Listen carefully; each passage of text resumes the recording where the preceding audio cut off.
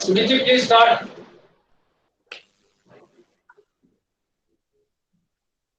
Yes, good morning, everyone.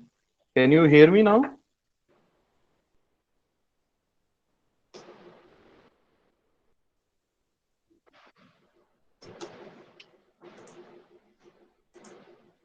Okay, all right. So, कल हमने समझा था सोशियोलॉजी ऑफ एजुकेशन में दो थ्योरीज को। एक हमने जी बताइए।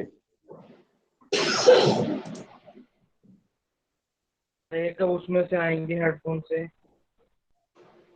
नेट स्लो है यार आपका, बाहर जाके क्या फ्लाइट मोड क्या करना ना, हटाना था। हाँ, फ्लाइट मोड डाउन म्यूट ही नहीं होता।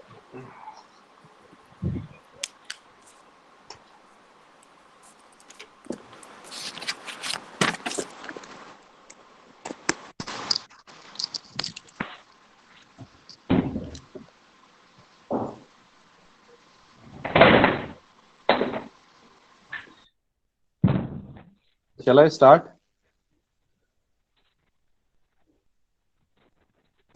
सर स्टार्ट करें प्लीज। ठीक है। तो स्टूडेंट्स, कल हमने जो सोशियोलॉजी ऑफ एजुकेशन है उसमें दो कॉन्सेप्ट को समझने की कोशिश करी थी। एक हमने उसमें समझने की कोशिश करी थी सिंबॉलिक इंटरेक्शनिज्म को, और दूसरा हमने समझने का प्रयास किया था स्ट्रक्चरल फंक्शनलिज्म को। इन दोनों के बाद जो थर्ड था वो था हमारा कॉन्फ्लिक्ट थ्योरी। तो कॉन्फ्लिक्ट थ्योरी मैंने कल नहीं करवाई थी। बिफोर आई मूव अहेड, मैं एक बार तेजपाल जी से रिक्वेस्ट करूंगा कि कल कुछ स्टूडेंट्स जो थे उनकी कुछ क्वेरीज थी जो कि एडमिनिस्ट्रेटिव क्वेरी है, सब्जेक्ट क्वेरी नहीं है। वो हम बाद में ले लेंगे एंड ऑफ द सेशन। क्योंकि ये एडमिनिस्ट्रेटिव क्वेरी है तो मैं उसको एड्रेस नहीं कर पाऊंगा, राइट? तो नीचे एंड ऑफ द सेशन ले लेंगे। ठीक है, तो मैं मूव ऑन करता हूँ कॉन्फ्लिक्ट थ्योरी की तरफ। सो कॉन्फ्लिक्ट थ्योरी में जब हम बात करते हैं तो कार्ल मार्क्स का काफी जो रोल है इसमें है। In fact he is the only one who has talk about the conflict theory. हालांकि कई और थिंकर्स भी हैं लेकिन कार्ल मार्क्स उनमें काफी प्रोमिनेंट। सो मार्क्स का कहना यह था कि जब भी हम सोसाइटी में कोई भी काम करते हैं तो उसमें कॉन्फ्लिक्ट होना जो है वो काफी अनिवार्य है। वो कॉन्फ्लिक्ट जो है वो होता ही होता है।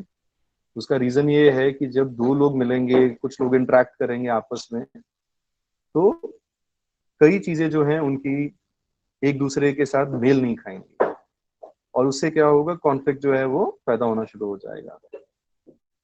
मैं और एग्जांपल देना चाहूंगा कि मार्क्स जब बात करते हैं, marks class and class struggle की बात करते हैं और उनकी थ्योरीज में जो लेबर है उनके बारे में काफी चर्चा की जाती है और उन लेबर की जो एक्सप्लॉयटेशन है जो होती है उसके ऊपर काफी बातचीत की जाती है।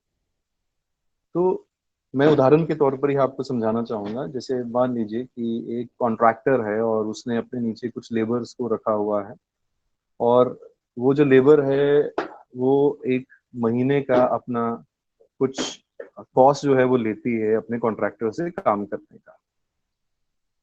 लेकिन कॉन्ट्रैक्टर को ये लग रहा है कि मैंने उनको बहुत ज्यादा कॉस्ट पे रखा हुआ है और क्यों ना मैं उनकी कॉस्ट जो है वो थोड़ी सी कम कर दूं। तो कॉन्ट्रैक्टर मान लीजिए 10 लेबर है उसके नीचे या 100 लेबर है, वो सबको रोज का 100 रुपीज देता है, तो वो क्या करेगा कि इसको 50% पे रखने की कोशिश करेगा। तो उससे क्या होगा कि कॉन्ट्रैक्टर का जो बेनिफिट है, जो उसको लेबर को पे करके जो मिल रहा है, जो बच रहा है, वो उसका एक प्रॉफिट हो जाता है। लेकिन ऑन द अदर हैंड जो लेबर है, लेबर अपना पूरा काम कर रही है। हम भी देखते हैं कि हमारा जो कॉन्ट्रैक्ट एग्रीमेंट होता है उसमें 9 से 5 का काम होता है। लेकिन कभी कभार ऐसी सिचुएशन आती है कि हम लोगों को 5 बजे के बाद भी काम करना पड़ता है। कभी कभार ऐसा होता है कि सैटरडे संडे जब हमारे ऑफ होते हैं तो हमें ऑफ वाले दिन भी काम करना पड़ता है। तो उसमें क्या है कि हम लोग अपने कॉन्ट्रैक्टर से या अपने एम्प्लॉयर से उस चीज का पैसा नहीं मांग सकते हैं। रीजन ये है कि हमें ये कहा जाता है कि ये आपकी जिम्मेदारी है और आपको ये काम करना है। लेकिन जब आप बिना बताए छुट्टी ले लेते हैं, या आपकी हेल्थ ठीक नहीं है और आपको ऑफ लेना है, तो क्या होता है कि आपके पैसे कट जाते हैं। उसकी वजह से क्या होता है कि आपका और आपके एम्प्लॉयर का जो कॉन्फ्लिक्ट है वो शुरू हो जाता है, आपस में लड़ाई झगड़ा जो है वो शुरू हो जाता है, मतभेद शुरू हो जाते हैं, क्योंकि आप अपना काम पूरा कर रहे हैं लेकिन आपका कॉन्ट्रैक्टर कहता है कि आपने पूरा काम नहीं किया है, इसलिए मैं आपको पूरे पैसे नहीं दूंगा। सो यहाँ से हमारा जो कॉन्फ्लिक्ट है वो शुरू हो जाता है आपस में। और जो एजुकेशन है उसका जो रोल है यहाँ पर वो ये है कि हम लोग इस तरह से इस कॉन्ट्रैक्ट, ये जो आपस में जो कॉन्फ्लिक्ट्स हैं हमारे, उसको कैसे हम रिड्यूस कर सकते हैं by the way of getting education. तो जब आप एजुकेटेड होते हैं, आप समझते हैं कि क्या चीज सही है और क्या चीज गलत है, तो आप एक एक एक सही ढंग से उस उसका एनालिसिस कर सकते हैं कि मेरे लिए क्या चीज जो है वो ठीक रहेगी और क्या चीज ठीक नहीं रहेगी, सो दैट कॉन्फ्लिक्ट जो है वो ज्यादा उत्पन्न ना हो। मैं इससे थोड़ा सा और इसमें बात करना चाहूंगा कि हम सबके कुछ राइट्स हैं, हम लोगों के कुछ ह्यूमन राइट्स हैं, कुछ कुछ हमारे कॉन्स्टिट्यूशनल राइट्स हैं जो हमें हमारी कंट्री जो है वो देती है as a citizen of this country. तो उस केस में क्या होता है कि बहुत बार चीजें जो हैं हमें मिल नहीं पाती हैं। उससे क्या होता है कि हमारे अंदर कुछ कुछ गुस्सा जो है वो उत्पन्न होता है, और हमारे को जो इक्वल राइट्स हैं अगर वो नहीं मिल पाते तो हम जो है प्रोटेस्ट करते हैं, लड़ाई झगड़ा करते हैं। कभी कभार कुछ इस तरह के हालात बन जाते हैं जिसमें गवर्नमेंट और सिटीजन्स जो हैं उनके आपस में क्लैशेस हो जाते हैं। तो ये एक एक एक बहुत बड़ी प्रॉब्लम है। और जो सोशियोलॉजी ऑफ एजुकेशन है उसका रोल यही है कि हमें ये समझना है कि हम इन कॉन्फ्लिक्ट्स को अवॉइड कैसे कर सकते हैं। जो ये कॉन्फ्लिक्ट्स हो रहे हैं, किस तरह से हम इन कॉन्फ्लिक्ट्स जो हैं इनको खत्म कर सकते हैं एक दूसरे के साथ। बचपन से हमारी जो सोशलाइजेशन है वो कुछ इस तरह की होती है कि जिसमें हमारे गॉड्स हैं, हमारे गॉडेसेस हैं, हमारा रिलीजन है, हमारी उसी तरीके से अपब्रिंगिंग होती है। और कई साल हम उसी सोशलाइजेशन में रहते हैं, लेकिन जब हम अपने घर से बाहर निकलते हैं या हम अपनी जॉब ज्वाइन करते हैं जहाँ पर डिफरेंट डिफरेंट रिलीजन के, डिफरेंट डिफरेंट फेथ के जो लोग हैं वो हमारे साथ जुड़ते हैं, तो हम उनको देखते हैं तो हमें लगता है कि जो वो कर रहे हैं वो शायद सही नहीं कर रहे हैं। ठीक है, तो वहां पर क्या है, वहां पर कॉन्फ्लिक्ट जो है वो पैदा हो जाता है। ठीक है, लेकिन सोशियोलॉजी ऑफ एजुकेशन क्या करती है, हमें ये ग्रांट करती है कि हम समझें कि ये जो चीज है ये उनके हिसाब से सही है।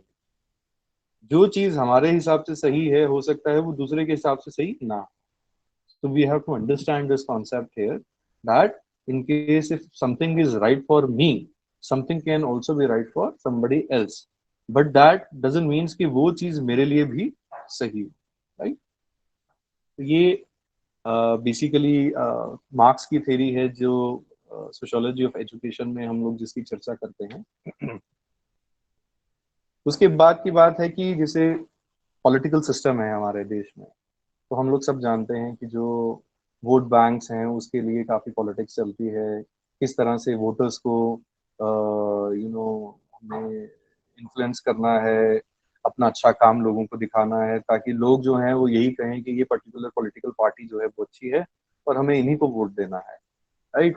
तो होता क्या है कि हम लोग काफी इन्फ्लुएंस हो जाते हैं एक टाइम पर कि ये जो पॉलिटिकल पार्टी है इसने हमारे लिए बहुत अच्छा किया है, ये जो है जनहित में बात करते हैं या इस तरह से बात करते हैं। लेकिन over the period of time फिर हमें रियलाइज होता है कि नहीं, ये जो पॉलिटिकल पार्टी है जो इन्होंने प्रोमिस किए थे ये अपने प्रोमिस पे खरी नहीं उतर रही है, ये इन्होंने जो प्रोमिस किए थे वो फेक है।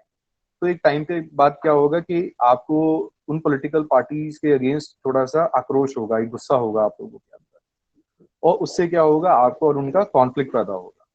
और after a certain period of time when you get new elections, तो आप ये मन में धार के चलते हैं कि जो पॉलिटिकल पार्टी को हमने पिछली बार पावर में लाए थे, हमने कोशिश करनी है कि वो पॉलिटिकल पार्टी इस बार पावर में ना आए, क्योंकि इन्होंने जो प्रोमिस किए थे इन्होंने उस प्रॉमिस के ऊपर हमारे लिए काम नहीं किया। ठीक है, तो ये बेसिकली कॉन्फ्लिक्ट जो है यहाँ पर पैदा हो जाता है। तो ये जो 3 थेरीज हैं, सिंबॉलिक इंटरेक्शन है, स्ट्रक्चरल फंक्शनलिज्म है और कॉन्फ्लिक्ट थेरी है, ये बेसिकली हमारी अप्रोचेस हैं, approaches towards sociology of education. अब हम थोड़ा सा समझने की कोशिश करते हैं कि हमारे जो एस्पेक्ट्स हैं वो हैं क्या। इसके ऊपर कल भी चर्चा हुई थी, मैं एक बार इसको टच कर देता हूँ। जो हमारे एस्पेक्ट्स रहते हैं वो है हमारे रिलीजन, हमारा कास्ट, हमारा जो बिलीफ सिस्टम है, ये सारा कुछ जो है ये मिलकर एक समाज बनाता है। एक समाज में रहने के लिए आपको ये सब चीजों की जरूरत रहती है, और अगर आप इन चीजों को मानते नहीं है तो शायद आप सोसाइटी में सरवाइव नहीं कर पाएंगे। तो सोसाइटी में हमें समझना होता है कि सोसाइटी का किस तरीके का एक इकोनॉमिक सिस्टम है, एक रिलीजियस सिस्टम है, एक पॉलिटिकल सिस्टम है, एक कल्चरल सिस्टम है।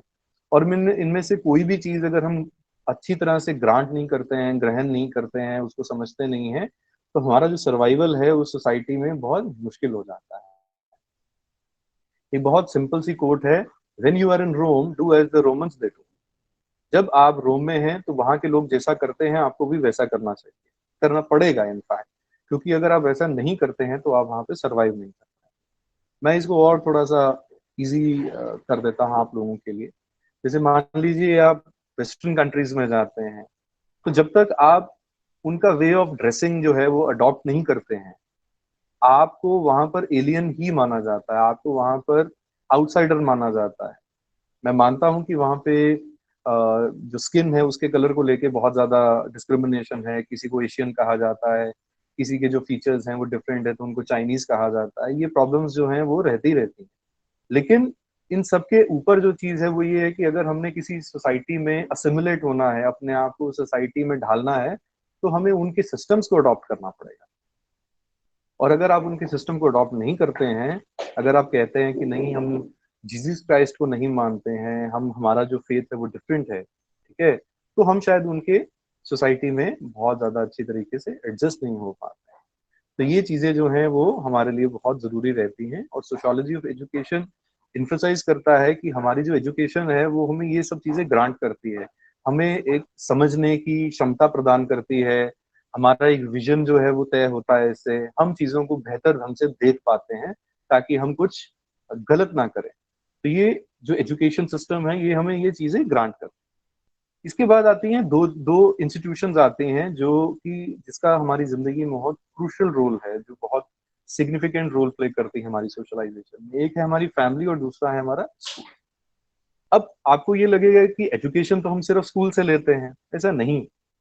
एजुकेशन की जो शुरुआत होती है वो हमारे परिवार में होती है। जब बच्चा पैदा होता है तो इमीडिएटली वो स्कूल नहीं चले जाता है, तो उसमें क्या होता है कि जो परिवार है उस बच्चे की सोशलाइजेशन स्टार्ट कर देता है। जैसे हम अपनी ही उदाहरण ले लें तो जब हम लोग भी छोटे बच्चे थे तो हमारे पेरेंट्स हमें सिखाते थे कि जैसे बड़ों के पैरों को हाथ लगाना है, ठीक है, आप बड़ों के साथ बहस नहीं करेंगे, बड़ों की बात माननी है, ठीक है, हमें नमस्ते, सत श्री अकाल, आदाब, ये सब चीजें सिखाई जाती हैं। ये बचपन में सिखाई जाती है, और ये भी हमारी प्राइमरी सोशलाइजेशन है, और ये हमारा इनफॉर्मल एजुकेशन का पार्ट है।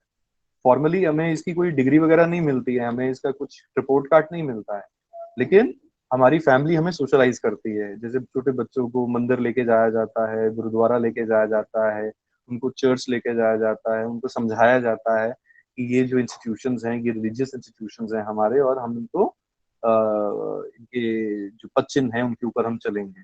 और हमारी बचपन से ही हमें बहुत सारे रिलीजियस टेक्स्ट जो हैं वो पढ़ाए जाते हैं, बहुत सारी ऐसी चीजें जो हैं हम बचपन से ही रीड करना शुरू कर देते हैं।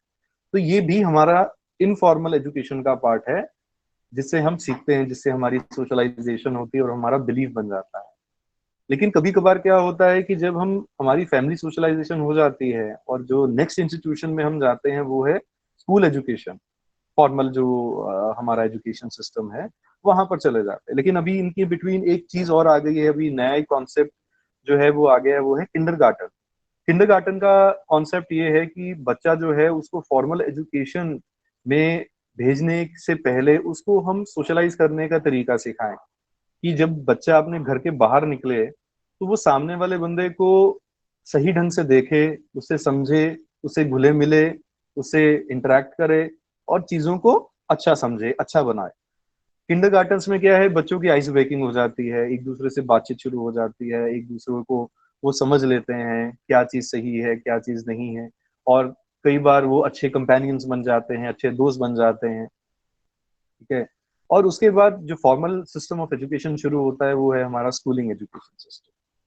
स्कूल में जाते ही हमें नर्सरी केजी में बहुत सारी चीजें जो हैं वो सिखाई जाती हैं, पढ़ाई जाती हैं। हम कई चीजें ऐसी सीखते हैं जो हम अपनी फैमिली में नहीं सीखते हैं। मैं थोड़ा सा इसको क्रिटिकली लेता हूँ। अगर कुछ कुछ बच्चे ऐसे भी हैं जो अपने घर में वॉयलेंस भी देखते हैं, अपने घर में लड़ाई झगड़ा भी देखते हैं, वो अपने घर में देखते हैं कि उनकी फैमिली में कोई अल्कोहल भी कंज्यूम करता है, कोई कोई कोई बच्चा ये देखता है कि उनके फैमिली में उनके फादर उनकी मदर के ऊपर हाथ उठाते हैं। तो बच्चा ये सारी चीजों को भी सीखता है, ये सारी चीजों को भी ग्रहण करता है। ऐसा नहीं है कि वो सिर्फ जो आप उनको सिखाते हैं, जो आप उनको करने के लिए कहते हैं, वो वही सीखते हैं। बहुत सारी ऐसी चीजें हैं जो वो आपके बिना कहे सीख लेते हैं। जब हम सिंबॉलिक इंटरेक्शनिज्म की बात करते हैं, वो यही चीज कहता है कि हम दूसरों के एक्शन से सीखते हैं। दूसरों के जो सिंबल्स हैं, उनके जो एक्शंस हैं, उनको हम देखते हैं, समझते हैं, उसका मीनिंग निकालते हैं और उसको अडॉप्ट कर लेते हैं। तो सिंबॉलिक इंटरेक्शनिज्म भी यहाँ पर आता है कि जो बच्चे हैं वो पेरेंट्स की हरकतों को देखते हैं, उनको उनको समझते हैं कि ये लोग क्यों करते हैं। और कई बार ऐसा भी देखा गया कि जो बच्चे हैं जब अब बचपन में अपने पेरेंट्स को देखते थे वो लड़ाई झगड़ा करते हैं, तो दो चीजें हो पाती थी उसमें। और अभी भी ऐसा है, या तो मैं बड़ा हो के मैं भी ऐसा करूंगा, या मैं बड़ा होके ऐसा बिल्कुल नहीं करूंगा। तो कई बच्चे ऐसे भी हैं जो वायलेंट रहे हैं, मतलब अपने यूथहुड में या अपनी मैरिज में या मैरिज के बाद बहुत ज्यादा वायलेंट रहे हैं, मारपीट करते हैं, लड़ाई झगड़ा करते हैं। ये बेसिकली कहाँ से सीखी उन्होंने ये चीज? जब हम कहते हैं कि ये चीजें आपके ब्लड में है, तो मेरे ब्लड में वो चीज कहाँ से आ गई, या आपके ब्लड में वो चीज कहाँ से आ गई? वो चीजें हमने अपनी फैमिली से सीखी है, थ्रू सोशलाइजेशन और इनफॉर्मल एजुकेशन के थ्रू, ठीक है। तो जब हम स्कूल में जाते हैं तो हमारे टीचर्स हमें सिखाते हैं कि ये चीजें ऐसी नहीं करनी है, चीजें ऐसे करनी है, ठीक है। अगर मान लीजिए कि आपका जो फैमिली का सोशल स्टेटस है वो काफी अच्छा है, लेकिन जिस स्कूल में आप गए हैं उस स्कूल में आपको वो चीज सब चीजें जो है वो सिखाई नहीं जाती हैं, या इससे वाइसा वर्सा है कि आपकी फैमिली जो है वो आपको ये सब चीजें नहीं सिखाती हैं। लेकिन आप जब बड़े होते हैं तो आप एक स्कूल में जाते हैं, आपका जो फॉर्मल एजुकेशन सिस्टम है वो आपको ये चीजें सिखाता है कि आपने किसी के साथ कैसे पेश आना है, आपने अपने जो फेलो कलीग्स हैं, अपने जो क्लासमेट्स हैं, उनके साथ किस तरह से बैठना है, बात करनी है। कभी कभार क्या होता है, छोटे बच्चे एक दूसरे के साथ बहुत अच्छा एडजस्ट नहीं कर पाते, उनकी लड़ाई हो जाती है, उनके झगड़े हो जाते हैं। तो जो स्कूल की जो फॉर्मल एजुकेशन है, खास करके जो बच्चों के लिए होती है, वो होती है कि बच्चे एक दूसरे के साथ एडजस्ट करना सीखें। मैंने कल भी ये चीज कही थी कि जब बच्चा घर में होता है तो उसके ऊपर कोई प्रेशर नहीं होता है कि आपने अपनी चीजों को किसी के साथ शेयर करना है। लेकिन होता क्या है कि जब बच्चा स्कूल में जाता है तो बच्चों को अपना पड़ता है, कभी कभार अपनी पेंसिल, अपना रबर शार्पनर जो है, अपने जो कलर्स हैं वो भी शेयर करने पड़ जाते हैं अपने कलीग्स के साथ। तो ये ग्रेजुअल जो सोशलाइजेशन है जो बच्चे को हम इम्बाइब करते हैं, ये उसमें सोशल ट्रांसफॉर्मेशन लेके आती है बच्चे में। उससे क्या होता है, बच्चा सोसाइटी में एडजस्ट करना सीखता है, एक दूसरे के साथ उठना बैठना सीखता है, सही और गलत की पहचान कर सकता है। और जैसे जैसे बच्चा जो बड़ा होता है, जब उसकी क्लास जो है बड़ी हो जाती है, तो वो समझता है कि रिलीजन क्या है, कास्ट क्या है, मैं किस कास्ट को बिलोंग करता हूँ। कई सोसाइटी में हमारा गोत्र सिस्टम जो है वो भी हमें नरेट किया जाता है, हमें बताया जाता है। जो ब्राह्मण बैकग्राउंड से आते हैं, जो हवनाज में बहुत ज्यादा बिलीव करते हैं, उनको वहां पर बच्चों को उनके गोत्र भी सिखाए जाते हैं, बताए जाते हैं कि आपका गोत्र ये है और गोत्र का मतलब क्या है। तो ये सब चीजें जो है हमारी सोशलाइजेशन का पार्ट है। और फाइनली जो थर्ड इंस्टीट्यूशन हमारी आती है वो आती है हमारी society. First is family, then is schooling and then is society. तो जो हम फैमिली और स्कूलिंग से सीखते हैं वो हम सोसाइटी में इम्प्लीमेंट करते हैं। नेचुरली हम सोसाइटी में अगर रॉ जाते हैं, बिना पढ़े लिखे जाते हैं, बिना समझ के जाते हैं, तो सोसाइटी हमें बहुत जल्दी एक्सेप्ट नहीं करती है, क्योंकि हमारी जो वे ऑफ लाइफ है बहुत डिफरेंट है। हम लोग किसी के साथ एडजस्ट नहीं कर पाते हैं, हमें बात करने का ढंग नहीं है, हम वायलेंट हो जाते हैं, हमारा खाना पीना जो है वो बहुत डिफरेंट है। हमें हेल्थ और हाइजीन के बारे में आज तक कभी किसी ने नहीं सिखाया कि अपनी हेल्थ और हाइजीन को कैसे मेंटेन करके रखना है। फॉर एग्जाम्पल मैं एक एक इसमें और चीज बताता हूँ। इसमें एक हमारी जो है टर्शरी सोशलाइजेशन भी होती है, जो हमारे एजुकेशन सिस्टम का पार्ट है। That is military socialization. जब हम लोग आर्मी में जाते हैं तो आर्मी में ये सब चीजें जो हैं वो सेकेंडरी हो जाती हैं, जो हम अपनी स्कूल से और अपनी फैमिली से सीखते हैं। उसमें क्या होता है कि आप लोगों को बहुत ज्यादा अनुशासित बनाया जाता है, आपको आपके कुछ रूटीन्स जो हैं वो सेट किए जाते हैं, क्योंकि ट्रेनिंग जो होती है वो इतनी टफ हो जाती है वहां पर कि आप उसमें सरवाइव अगर करना चाहते हैं तो आपको उनके अकॉर्डिंग बनकर ही सरवाइव किया जाना। अगर आप वहां पर रहना चाहते हैं और आप उनकी वे ऑफ लाइफ को एडजस्ट नहीं करना चाहते, एक्सेप्ट नहीं करना चाहते हैं, तो आप वहां पे सरवाइव नहीं कर पाएंगे। फॉर एग्जाम्पल, वहां पर जो नियम है वो बहुत स्ट्रिक्ट होते हैं। जैसे फॉर एग्जाम्पल कि आपने हर चीज टाइम टू टाइम करनी है, और अगर मान लीजिए आप खाने के लिए लेट हो जाते हैं या आप अपनी जो आपकी एक्सरसाइजिंग होती है आप उसके लिए लेट हो जाते हैं, तो आपको उसके लिए पनिश किया जाता है। क्योंकि ये सब चीजें जो हैं ये सोसाइटी में एक्सेप्ट नहीं है उनकी। जो आर्मी सोसाइटी है, जो मिलिट्री सोसाइटी है, उनकी सोशलाइजेशन थोड़ी डिफरेंट हो जाती है। इसमें ही एक चीज और है, जैसे रेगुलर शेव करना, अपने जूतों को पॉलिश करना, अपनी जो यूनिफॉर्म है उसको डेली क्लीन करना, उसको डेली प्रेस करना, और बहुत जेंटलमैन तरीके से आपने सोसाइटी में अपने आप को पेश करना। तो ये सब हमारा सोशलाइजेशन का पार्ट है, और ये कहाँ से होता है? Through education system. हम अपनी एजुकेशन से इन चीजों को सीखते हैं, इन चीजों को समझते हैं और इन चीजों को इम्प्लीमेंट करते हैं अपनी डे टू डे लाइफ। तो यहाँ पर मैं रुकूंगा और फिर से मैं एक बार रिकैप करूंगा कि हमने कल जो था हमने दो चीजें पढ़ी थी। हमने पढ़ा था सिंबॉलिक इंटरेक्शनिज्म के बारे में और स्ट्रक्चरल फंक्शनलिज्म के बारे में। आज हमने कॉन्फ्लिक्ट थ्योरी जो है उसके ऊपर बात करी है। जो एस्पेक्ट्स हैं हमारे सोशियोलॉजी ऑफ एजुकेशन के, economic system, religious system, political system, cultural system, इसको हमने पढ़ा है। और उसके बाद हमने जो इंस्टीट्यूशंस हैं हमारी उसके ऊपर थोड़ा सा हमने पढ़ने का प्रयास किया है, समझने का प्रयास किया है। जैसे फैमिली है, स्कूलिंग है, सोसाइटी है और आर्मी सोसाइटी है या मिलिट्री सोसाइटी है। ये हमारी सोशलाइजेशन का पार्ट है। I will stop here and मैं आप सबसे पूछना चाहूंगा कि यहाँ तक आपका कोई क्वेरी, कोई सवाल, कोई चीज जो आपको क्लियर नहीं हुई है तो please feel free to ask. जी, is there any query, any question? Hello. Please feel free to ask me. Hello, good morning, sir. Yeah, please. Sir, I just want to ask if we want to compare. Can you please be like? Hello. Yeah. Now it's better, please. Okay. Sir, I want to ask if we want to compare these two theories, conflict and functionalist theory. So, what were the major differences between these two? See, the thing is that you should not try to correlate it. You have to correlate it with sociology of education.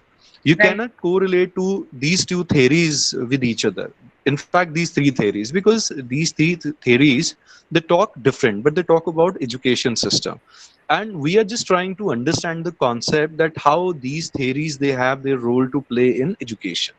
All right? और education में इन सब चीजों का क्या role है?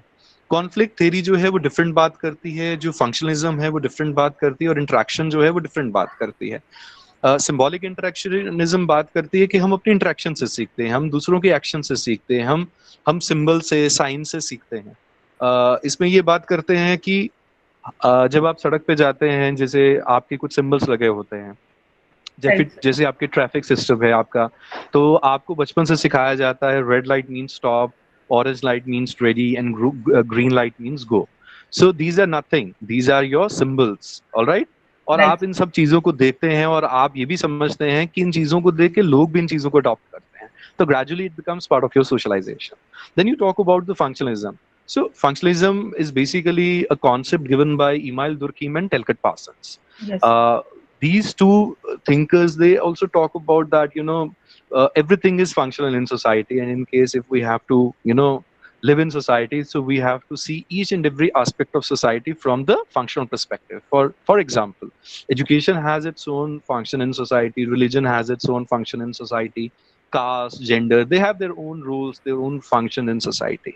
Similarly, your educational institutions, your family, they have their own function in society. So without all these things, a society cannot function. All right. Similarly, Right. when you talk about conflict theory given by the Karl Marx, तो Yes, Karl sir. Marks भी यही चीज कहता है, क्योंकि Karl Marx की theory जो है वो बात करती है क्लास एंड क्लास स्ट्रगल की।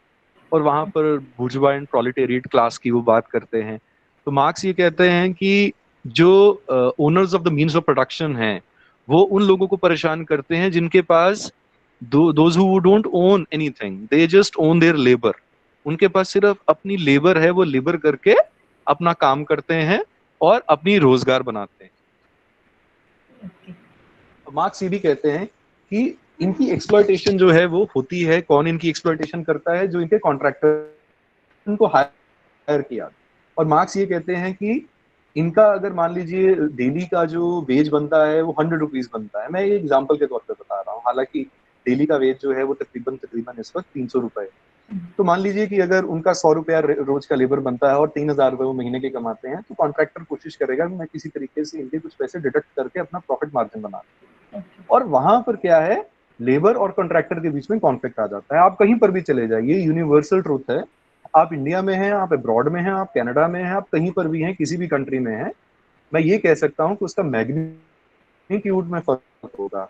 यानी कि अगर हम अपने देश की बात करते हैं तो वो थोड़े ज्यादा कम कर सकते हैं, दूसरे देश की बात करें वो कुछ ज्यादा कम कर सकते हैं। तो इसमें सिर्फ इतनी ही वेरिएशन होगी, लेकिन जो थ्योरी है वो हर जगह एप्लीकेबल। कहीं पर भी आप चले जाएंगे तो कॉन्ट्रैक्टर जो है वो कभी भी पूरे पैसे नहीं देगा, या आप उसके जो बेनिफिट्स हैं वो कम कर लेगा। लाइक फॉर एग्जांपल, कभी भी कॉन्ट्रैक्टर की हम बात करते हैं, कभी भी कहीं कहीं पर कोई कंस्ट्रक्शन साइट बनती है तो उसके कुछ पैरामीटर्स होते हैं। उसके पैरामीटर्स ये होते हैं कि जो लेबर आएगी, लेबर के साथ जो कॉन्ट्रैक्ट एग्रीमेंट होगा, उस कॉन्ट्रैक्ट एग्रीमेंट में ये चीज लिखी जाएगी कि लेबर को हम कितने पैसे दिहाड़ी के देंगे। दूसरी चीज, उनको हम और किस तरह के बेनिफिट्स देंगे, जैसे वहां पर हेल्थ एंड हाइजीन, सैनिटेशन की बात होगी, एक जेंडर बेस्ड वायलेंस की कमेटी बनेगी जिसमें हमारे जो गवर्नमेंट ऑफिशियल्स है वो भी होंगे, एक ग्रीवियांस रिड्रेसल मैकेनिज्म होगा जिसमें किसी की अगर शिकायत है तो वो होगी। लेबर कैंप में लेडीज के लिए एक डिफरेंट कैंप भी बनाया जाएगा जहां पर लेडीज की अपनी प्राइवेसी रहेगी। कोई सेक्सुअल अब्यूज या इस तरह की कोई चीज होती है तो उसको रिपोर्ट किया जाएगा। लेकिन क्या हमने आज तक ये चीजें सुनी है कि किसी कॉन्ट्रैक्ट साइट पे या कंस्ट्रक्शन साइट पर ये सब चीजें हों? नहीं, क्योंकि ये चीजें होती हैं लेकिन इस चीज को रिवील नहीं किया जाता है, इस चीज को हिडन किया जाता है, क्योंकि इन सब चीजों के ऊपर पैसे लगते हैं। और कॉन्ट्रैक्टर की ये कोशिश होती है कि मैं ये सब चीजें लेबर को ना बताऊं, ना उनको दूं, क्योंकि इसमें मेरे कुछ पैसे जो है वो बच जाएंगे और वही मेरा प्रॉफिट मार्जिन होगा। You getting my point? Yes. और इसमें बहुत सारी चीजें, जैसे अभी कोविड सिचुएशन आ गई है, तो कोविड सिचुएशन में एक कॉन्ट्रैक्टर का फर्ज है कि उन्होंने हर एक लेबर को फेस मास्क देना है, और अगर वो डिस्पोजेबल मास्क दे रहे हैं तो डेली के डेली उनको एक मास्क देना है। और दूसरा ये है कि अगर वो कपड़े के मास्क दे रहे हैं तो उनको इतने मास्क देने हैं कि वो अपने मास्क धोकर सुखाकर उसको फिर से इस्तेमाल कर सके। ठीक है, उनको हैंड सैनिटाइजर देना है, उनको ग्लव्स देने हैं, ये सब चीजें जो है उनको देनी है। अब मान लीजिए कोई कॉन्ट्रैक्टर ये चीजें नहीं देता है उनको, तो वो वायलेशन है कॉन्ट्रैक्ट एग्रीमेंट की, लेकिन कॉन्ट्रैक्टर का उसमें प्रॉफिट मार्जिन बन गया। तो यहीं पर मार्क्स ये बात करता है कि कॉन्फ्लिक्ट आना ही आना है। जैसे ही वो लेबर यूनियन को ये चीजें पता चलती है कि कॉन्ट्रैक्टर ये सब चीजें उनको नहीं दे रहे हैं, तो उनका आपस में वायलेंस हो जाता है, उनका लड़ाई झगड़ा हो जाता है। कई बार हमने देखा है कि कंस्ट्रक्शन साइट्स बंद हो जाती है। आप कहीं पर भी जाएं आप देखेंगे कि ऐसी बहुत सारी स्काई स्क्रैपर बिल्डिंग्स भी हैं, कुछ छोटे प्रोजेक्ट्स भी हैं जो अधूरे पड़े हुए हैं और वो चल नहीं पा रहे। वो क्यों?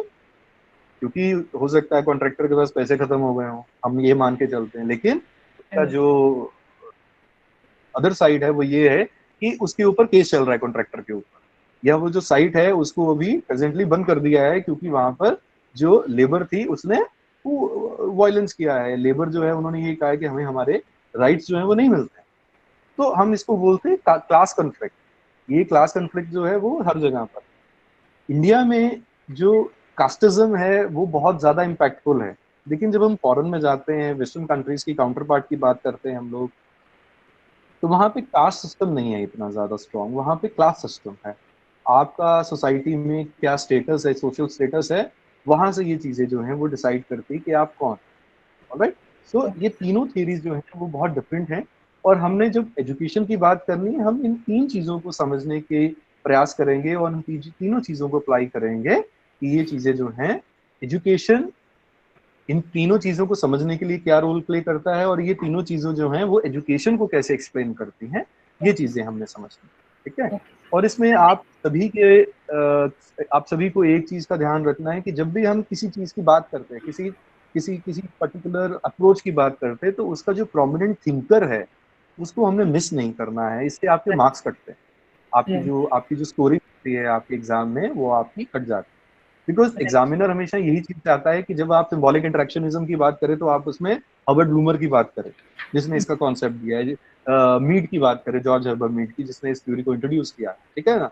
जब आप स्ट्रक्चरल फंक्शनलिज्म की बात करें, आप दुर्कीम की बात करें, आप टेलकट पार्सन की बात करें, जब आप कॉन्फ्लिक्ट थिंकिंग की बात करते हैं तो आप उसमें कार्ल मार्क्स की बात करें, तो इससे क्या है कि आपके मार्क्स जो है वो कम कटेंगे। Okay sir. ठीक है, तो ये चीजें जो है आप लोगों को याद रखनी है। किसने सोशियोलॉजी ऑफ एजुकेशन जो है उसको इन्वेंट किया, जैसे जॉर्ज पीनी ने इसको इन्वेंट किया, he is known as the father of sociology of education. And don't overthink it with who's the father of sociology and who's father of the education.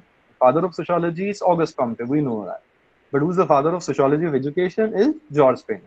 तो आपको इन सब चीजों को समझना है, ठीक है। और बेस्ट चीज ये है कि you go through your notes. Yes, sir. ये सब स्टूडेंट्स के लिए है। मैं आई पर्सनली बिलीव जो इग्नू के नोट्स हैं वो सबसे कॉम्प्रिहेंसिव नोट्स हैं और बहुत डिटेल्ड और इलेबोरेटिव नोट्स हैं। Yes, sir. कभी कभार स्टूडेंट्स को ये लगता है कि मैं चारों तरफ से जितने भी नोट्स हैं उसको इकट्ठा करके घर पर रखूं, लेकिन लेट मी टेल यू, आप वैसे पढ़ ही नहीं पाएंगे। आप एक कॉन्सेप्ट को समझिए, वो कॉन्सेप्ट आपको क्या एक्सप्लेन करने की कोशिश कर रहा है आप उसको समझिए, और उसके अकॉर्डिंगली आप अपनी माइंड को अप्लाई करिए कि ये जो चीज मैंने समझी है इसको मैं कैसे अप्लाई कर सकता हूँ। Okay, sir. आप कभी भी वर्ड टू वर्ड एग्जाम में नहीं लिख सकते हैं, और मुझे लगता है लिखना भी नहीं चाहिए। We उसका need to रीजन ये है give कि फिर हम लोग सिर्फ examples from the society. वही सिर्फ या sorry please can you We repeat. can give live examples from the society. Exactly. Because see, society is dynamic in nature. Society is never static. तो हर Yes. साल हर 6 महीने में बहुत नई सारी चीजें आती हैं। अभी आप देखिए कि कोविड की एग्जांपल हम दे रहे हैं, कोविड के करके कितने साइकोलॉजिकल इश्यूज आ रहे हैं, कितने सोशल इशू आ रहे हैं, कितने फाइनेंशियल इश्यूज आ रहे हैं, रिलीजियस इंस्टीट्यूशंस जो हैं, जो हमारी वो बंद पड़ी हैं, हमारी एजुकेशन वो हैं वो बंद पड़ी हैं।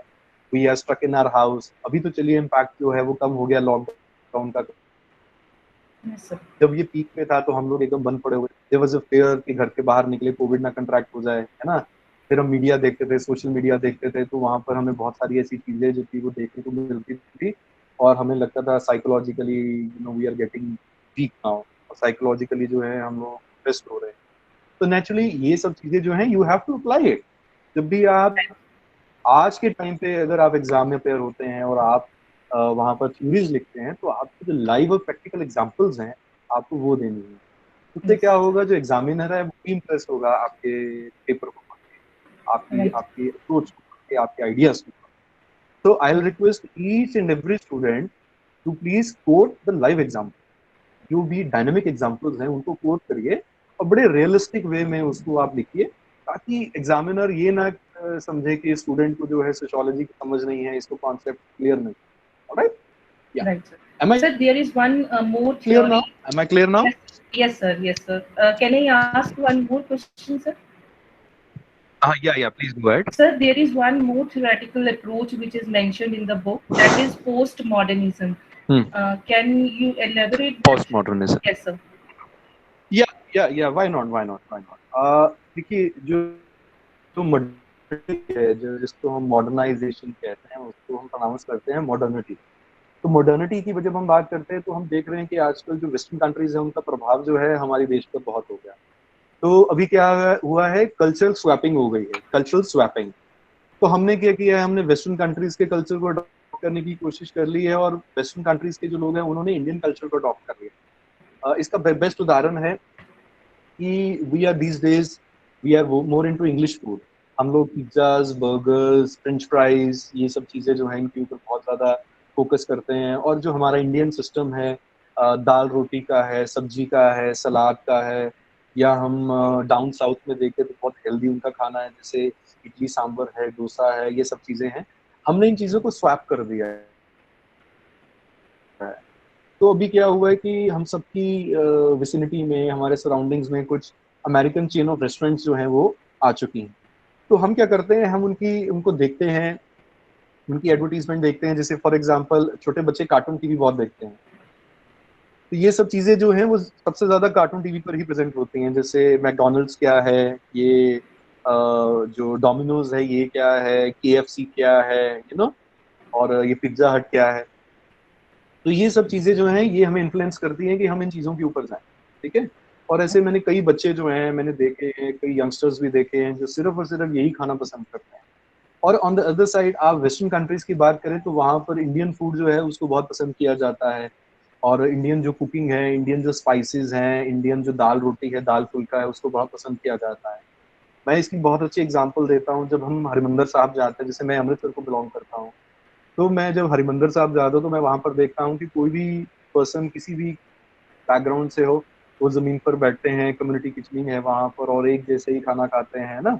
तो वहाँ पर क्या है, हमारी कल्चर जो है वो हम इम्बाइब करते हैं, हम देखते हैं कि ये सब चीज़ें जो हैं हमें इक्वालिटी सिखाती हैं, हमें झुकाव सिखाती हैं, हमें दूसरे के प्रति कैसे प्यार और सद्भावना रखनी है वो सिखाती हैं। लेकिन होता क्या है कि जब हम दूसरी सोसाइटी में जाते हैं और ये चीज़ें हमें over the period of time नहीं मिलती, तो क्या है, हम उस पर्टिकुलर सोसाइटी का जो कल्चर है उसको अडॉप्ट कर लेते हैं। हमें ये लगता है कि मॉडर्निटी का मतलब है छोटे कपड़े पहन लेना, एक अच्छा परफ्यूम लगा लेना, लंबे बाल रख लेना या स्पाइक्स बना लेने, बालों को रंग कर लेना, महंगी गॉगल्स लगा लेना, बहुत महंगा मोबाइल फोन पकड़ लेना, है ना, एक महंगी गाड़ी रख लेना। तो ये सब सोशल जो सिंबल्स हैं, जो स्टेटसेस हैं, हम उसके ऊपर काम करना शुरू कर लेते हैं। लेकिन हम ये चीज भूल जाते हैं कि modernity is about you, the way you think, you know. एक बहुत सिंपल सा कोट है और बहुत फेमस कोट है, simple living and high thinking. तो आपकी जो लिविंग है, लिविंग स्टैंडर्ड जो है, आप उसको राइज करिए, आप उनको बढ़ाइए, लेकिन उसका मतलब ये नहीं है कि आप इन सब चीजों को अपनी जिंदगी में इम्बाइब करके आप अपने बिल्कुल ही बेड़ा गर्क अपना कर लीजिए और आप कहें जी मैं बहुत मॉडर्न हो गया, ठीक है। तो जो मॉडर्निटी का कॉन्सेप्ट है वो बात करता है कि modernity should be through our ideas, the way we think, the way we see the world, ठीक है। अब मैं एक और एग्जांपल देता हूँ कि हमारे कई जो लोग हैं जो इंडिया से, खास करके नॉर्थ इंडिया से लौट जाते हैं, तो उनको ये होता है कि बाहर का जो ग्लैमर है वो बहुत अच्छा है ना, बाहर की जो पुलिस है वो बहुत अच्छी है, बाहर के जो डॉलर्स हैं वो हमें बहुत ज्यादा कमाई दे सकते हैं। लेकिन कोविड के टाइम पर हमें ये पता चल गया है कि बाहर आप जितना मर्जी रह लीजिए, लेकिन रहने के लिए अपनी कंट्री से अच्छी कोई कंट्री नहीं है। Yes. आप ये देखिए कि आपका जो फूड कल्चर है कितना रिच है। You are taking turmeric, you are taking all Indian spices जो आपको जो जिनकी एंटी कैंसरस प्रॉपर्टीज हैं, ठीक है। Yes. तो आप वैसे ही इतना रिच डाइट ले रहे हैं, आपकी इम्यूनिटी इतनी अच्छी है, ठीक है, आप जो हर्बल टी है वो पीते हैं यहाँ पर, लेकिन वेस्टर्न कंट्रीज में ये सब चीजें नहीं है, ठीक है। तो जब हमारे जो भाई बहनें बाहर थे, जब उनको कोविड के टाइम पर ये स्ट्रगल फेस करना पड़ा, तो उनको रोना आता था कि यार हम लोग अपनी कंट्री में होते तो शायद इतना कुछ नहीं होता हमारा, ठीक है। तो मॉडर्निटी की वजह से हम लोग, ग्लैमर की वजह से अट्रैक्ट हो गए, हम लोग बाहर चले गए, हम वहां पे रहना शुरू कर दिया हम लोगों ने। लेकिन over the period of time फिर हमने ये रियलाइज किया कि no, the country of our origin, that is India, is one of the best place. It is no doubt indeed the best place to take birth and best place to die. आपके जो last rites हैं वो भी इस country में बहुत अच्छे तरीके से होते हैं, और हम ये मान के चलते हैं कि आपकी आत्मा को सुकून मिलता है। हालांकि मुझे भी नहीं पता है, ये भी फिलोसफीज हैं, रिलीजियस फिलोसफीज हैं, स्पिरिचुअल फिलोसफीज हैं जो हमने पढ़ी हैं और हमें उसको पढ़ के बहुत अच्छा लगा है।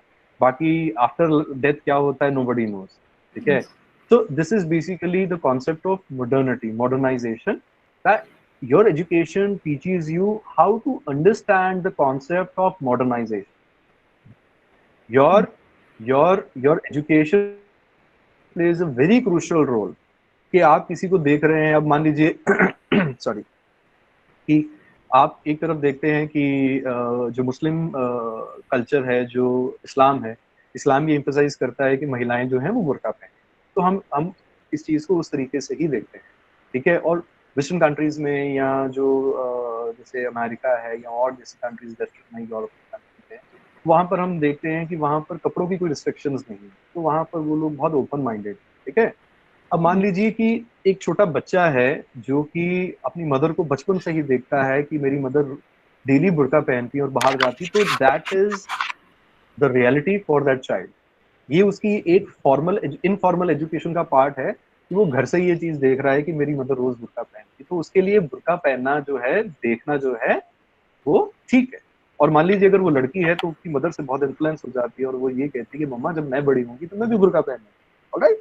तो इसमें कोई हार्म नहीं है, there is no harm in that, और उनके जो काउंटर पार्ट है वो बच्चा बचपन से ही देखता है, उसके मदर फादर जो हैं बहुत लिबरल हैं, जो मदर हैं वो बहुत फ्री हैं इस मामले में, कपड़े पहनने के मामले में, ठीक है। वो अपने फैमिली में जो उनकी सिस्टर है, उसकी मदर है, वो बीच पे भी जाते हैं, वो देखते हैं कि यहाँ पर सब लोग लिबरल हैं, तो उसके लिए वो एक रियलिटी है, और उसको ये लगता है कि मतलब लाइफ जो है वो यही है। लेकिन जब वो बड़ा होकर एक ऐसी लेडी को देखता है जिसने बुर्का पहना हो, तो उसको बुरा लगता है, उसको लगता है कि यार मेरी मदर तो ऐसा पहनती नहीं है, मेरी घर की लेडीज तो ये पहनती नहीं है, तो ये क्यों पहनती है लेडी। तो वहां पर क्या है, कॉन्फ्लिक्ट शुरू हो जाता है, ठीक है। तो मॉडर्निटी का मतलब ये होता है कि हमने अपने आइडियाज को मैच्योर करना है।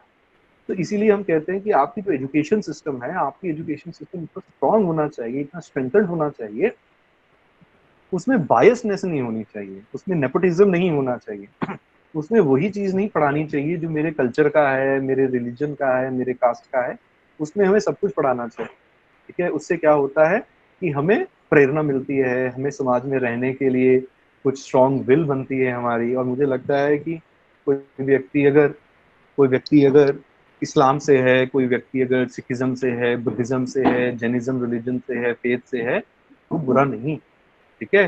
That is modernity, that real way of, right. तो मॉडर्निटी जो है वो इसके ऊपर बात करती है। Am I clear now? Yes, sir.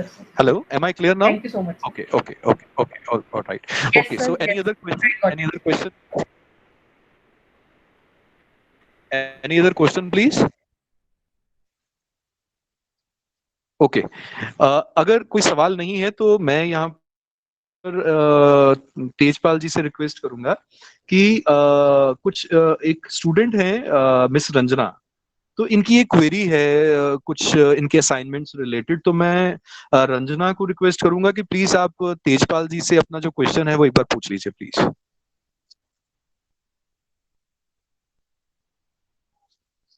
Ranjana, are you there?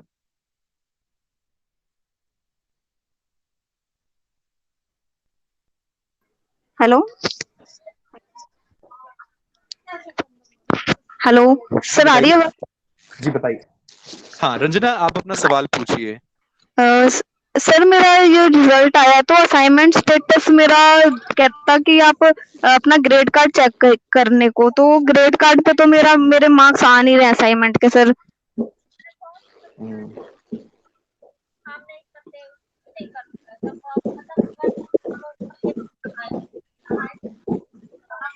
Hello Tejpal जी मैं रिक्वेस्ट करूंगा कि एक बार आप रंजना की क्वेरी को एड्रेस कर दीजिए।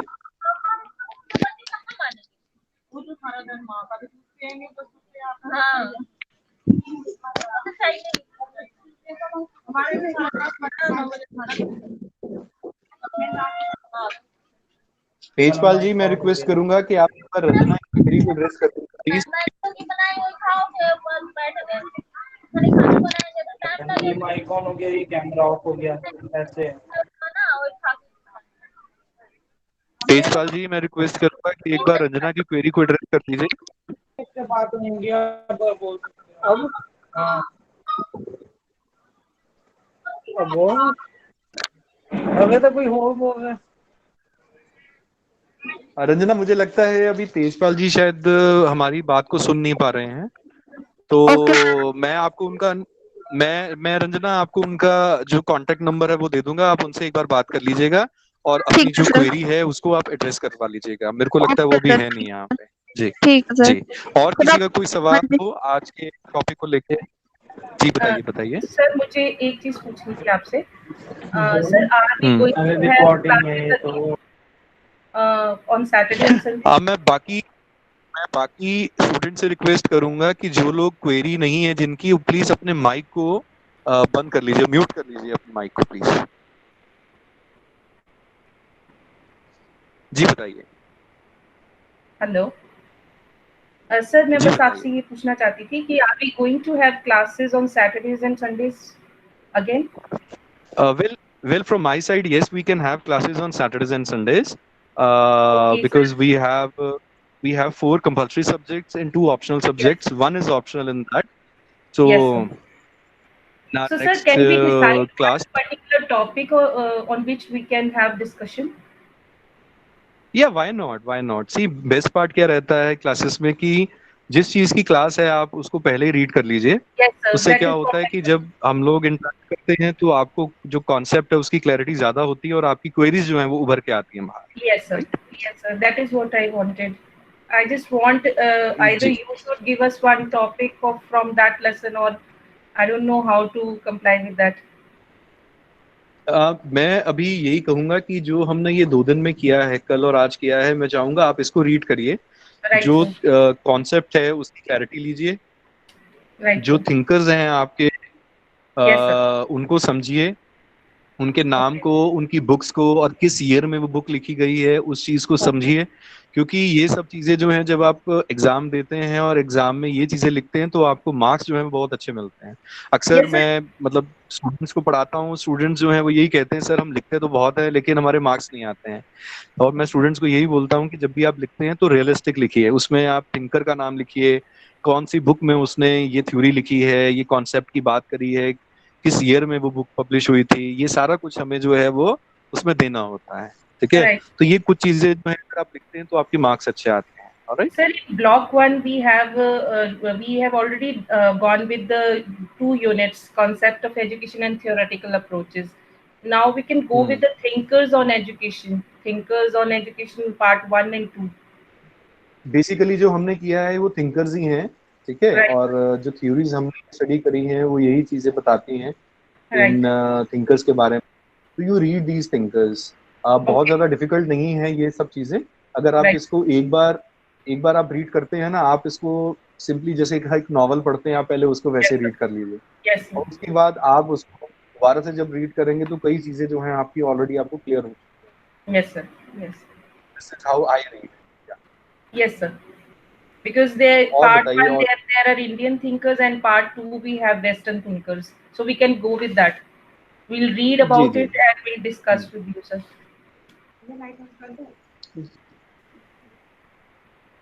सॉरी आपकी आवाज कट रही, क्या कह रहे हैं? Sir, hello. in part one, there are Indian thinkers, and in part two, there are Western thinkers. So we can study about that and we can discuss on next Saturday or Sunday whenever we are या having या class. या Okay, sir. Okay. Thank you so much. Why Sir. Not. Thanks a lot. या और किसी की कोई query है और shall we call it a day? Because timing जो है हमारे हो चुके हैं। आप बताइए अगर किसी की कोई क्वेरी है, कोई सवाल है तो please feel free to ask. I think किसी को कोई क्वेरी नहीं है, so we call it a day now and will end this session.